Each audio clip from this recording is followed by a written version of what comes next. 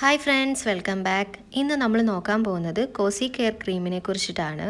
ഒരു ക്രീം നമ്മൾ ഡീറ്റെയിൽ ആയി നോക്കാതെ അല്ലെങ്കിൽ അതിനെപ്പറ്റി കൂടുതലൊന്നും മനസ്സിലാക്കാതെ നമ്മുടെ ഫേസിലൊന്നും അപ്ലൈ ചെയ്യാനായിട്ട് പാടില്ല. അപ്പോൾ ഈ വീഡിയോയിൽ ഞാൻ ഈ ക്രീമിനെ പറ്റി അറിയേണ്ടതെല്ലാം ഇൻക്ലൂഡ് ചെയ്തിട്ടുണ്ട്.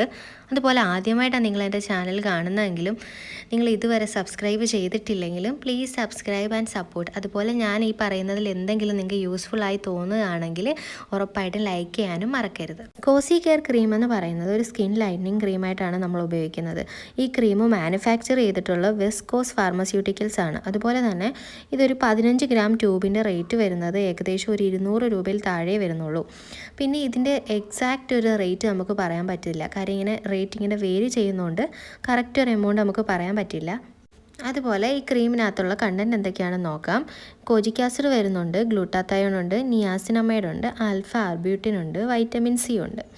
നമുക്കറിയാം ഈ ഇൻഗ്രീഡിയൻസ് എല്ലാം നമുക്കറിയാവുന്നത് തന്നെയാണ്. മെലാനിൻ്റെ പ്രൊഡക്ഷൻ കുറയ്ക്കാനായിട്ട് ഹെൽപ്പ് ചെയ്യുന്ന ഇൻഗ്രീഡിയൻസ് ആണ് ഇതെല്ലാം ഒരു പവർഫുൾ ഇൻഗ്രീഡിയൻസ് ആണ്. പിന്നെ നമ്മൾ യൂസ് ചെയ്യുന്ന ക്രീമിനകത്തെല്ലാം ഏതെങ്കിലും ഒരു ഇൻഗ്രീഡിയൻറ്റ് മാത്രമേ നമ്മൾ കണ്ടിട്ടുള്ളൂ. ഇതെല്ലാം കൂടെ വന്നിട്ടുള്ള ഒരു കോമ്പിനേഷൻ നമ്മൾ അങ്ങനെ കണ്ടിട്ടില്ല. അതുപോലെ തന്നെ ഇതൊരു പവർഫുൾ ആൻറ്റി ഓക്സിഡൻറ്റ് കൂടിയാണ്. അതുകൊണ്ട് തന്നെ പെട്ടെന്ന് നമുക്ക് ട്രീറ്റ് ചെയ്യാനായിട്ടും എളുപ്പമാണ്.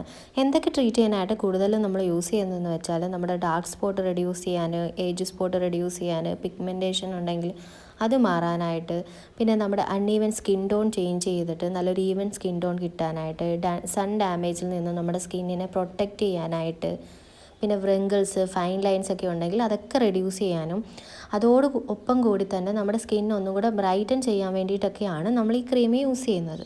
എല്ലാ സ്കിൻ ടൈപ്പിനും സ്യൂട്ടബിൾ ആയിട്ടുള്ളൊരു ക്രീമാണ് കോസി കെയർ എന്ന് പറയുന്നത്. അതുപോലെ നമുക്ക് ബോത്ത് മെൻ ആൻഡ് വുമണിന് യൂസ് ചെയ്യാനായിട്ട് പറ്റും. അപ്പോൾ ഇതെങ്ങനെയാണ് നമുക്ക് അപ്ലൈ ചെയ്യുന്നതെന്ന് നോക്കാം. യൂഷ്വലി എല്ലാ ക്രീംസും നമ്മൾ അപ്ലൈ ചെയ്യുന്നത് പോലെ തന്നെയാണ് ഇതും നമ്മൾ അപ്ലൈ ചെയ്യുന്നത്. നമ്മുടെ ഫേസ് നന്നായിട്ട് ക്ലെൻസ് ചെയ്ത ശേഷം ഏതെങ്കിലും നല്ല സെറവോ ടോണറോ നിങ്ങൾ യൂസ് ചെയ്യുന്നുണ്ടെങ്കിൽ ചെയ്താൽ മതി. അതിട്ട ശേഷം ഒരു 15 മിനിറ്റ് കഴിഞ്ഞിട്ട് വേണം നമ്മുടെ ഈ ക്രീം അപ്ലൈ ചെയ്യാനായിട്ട്. ഈ ക്രീം യൂസ് ചെയ്യുന്നതോടൊപ്പം തന്നെ മോയ്സ്ചറൈസറും സൺസ്ക്രീനും മസ്റ്റായിട്ട് നമ്മൾ അപ്ലൈ ചെയ്യണം. സാധാരണ നമ്മൾ പ്രഗ്നൻസി ടൈമിലും ഫീഡിങ് ടൈമിലും ഒന്നും ഇങ്ങനത്തെ ക്രീമുകൾ അങ്ങനെ യൂസ് ചെയ്യാറില്ല. പക്ഷേ ഈ ക്രീമിൻ്റെ കാര്യത്തിൽ സേഫായിട്ട് യൂസ് ചെയ്യാമെന്നാണ് പറയുന്നത്. എങ്കിലും യൂസ് ചെയ്യുന്നതുണ്ടെങ്കിൽ നിങ്ങളൊരു ഡെർമറ്റോളജിസ്റ്റിനെ കൺസൾട്ട് ചെയ്തിട്ട് ഒരു ഒപ്പീനിയൻ എടുക്കുന്നത് നല്ലതാണ്. 4 to 6 വീക്സ് നമ്മൾ യൂസ് ചെയ്യുമ്പോഴാണ് ഒരു വിസിബിൾ ചേഞ്ച് നമുക്ക് നമ്മുടെ ഫേസിൽ കാണാൻ പറ്റുന്നത്. അതെന്തുകൊണ്ടെന്ന് വെച്ചാൽ ഇതൊരു സ്റ്റിറോയിഡൽ ക്രീം അല്ല. അതുകൊണ്ട് നമ്മൾ ലോങ് ടേം യൂസ് ചെയ്ത് കഴിഞ്ഞാലേ ഇതിൻ്റെ ഒരു എഫക്റ്റ് നമുക്ക് നമ്മുടെ ഫേസിൽ കാണാനായിട്ട് പറ്റും. എല്ലാ സ്കിൻ ടൈപ്പിനും സ്യൂട്ടബിൾ ആവുന്ന ഒരു ക്രീമാണിത്. എങ്കിലും നിങ്ങളുടെ ഒരു സെൻസിറ്റീവ് സ്കിൻ അല്ലെങ്കിൽ ഓവർ ഡ്രൈ സ്കിൻ ആണെങ്കിൽ നിങ്ങളൊരു പാച്ച് ടെസ്റ്റ് ചെയ്തിട്ട് യൂസ് ചെയ്യുന്നതായിരിക്കും കുറച്ചും കൂടെ നല്ലത്. ഈ പാച്ച് ടെസ്റ്റ് എന്ന് ഉദ്ദേശിക്കുന്നത് എന്താണെന്ന് വെച്ചാൽ നമ്മൾ ഏത് ക്രീമാണ് അപ്ലൈ ചെയ്യാൻ ഉദ്ദേശിക്കുന്നത് ആ ഒരു ക്രീമിൽ നിന്നും ചെറിയൊരു ക്വാണ്ടിറ്റി എടുത്തിട്ട് നമ്മുടെ ഫേസിലല്ലാതെ നമ്മുടെ സ്കിന്നിൽ എവിടെയെങ്കിലും ഒന്ന് അപ്ലൈ ചെയ്യണം. അപ്ലൈ ചെയ്തിട്ട് നമ്മൾ ആ ഒരു സൈറ്റ് ഒബ്സർവ് ചെയ്യണം. ഏതെങ്കിലും തരത്തിലുള്ള ഇറിറ്റേഷൻസോ ഇച്ചിങ്ങോ ഉണ്ടാകുന്നോ എന്നറിയാൻ വേണ്ടിയിട്ടാണ്. അല്ല, നമുക്ക് യാതൊരു വിധത്തിലുള്ള സൈഡ് എഫക്ട്സും അതുപോലെ ഇച്ചിങ്ങോ ഇറിറ്റേഷൻസോ ഒന്നും ഇല്ലെന്ന് കാണുവാണെങ്കിൽ നമ്മുടെ ഫേസിൽ നമുക്കിത് അപ്ലൈ ചെയ്യാം. ഇൻ കേസ് നമുക്ക് എന്തെങ്കിലും ഇറിറ്റേഷൻസോ ഇച്ചിങ്ങോ കണ്ടുവരികയാണെങ്കിൽ ഒരിക്കലും നമ്മുടെ ഫേസിലോട്ട് ഈ ഒരു ക്രീം അപ്ലൈ ചെയ്യാനായിട്ട് പാടില്ല.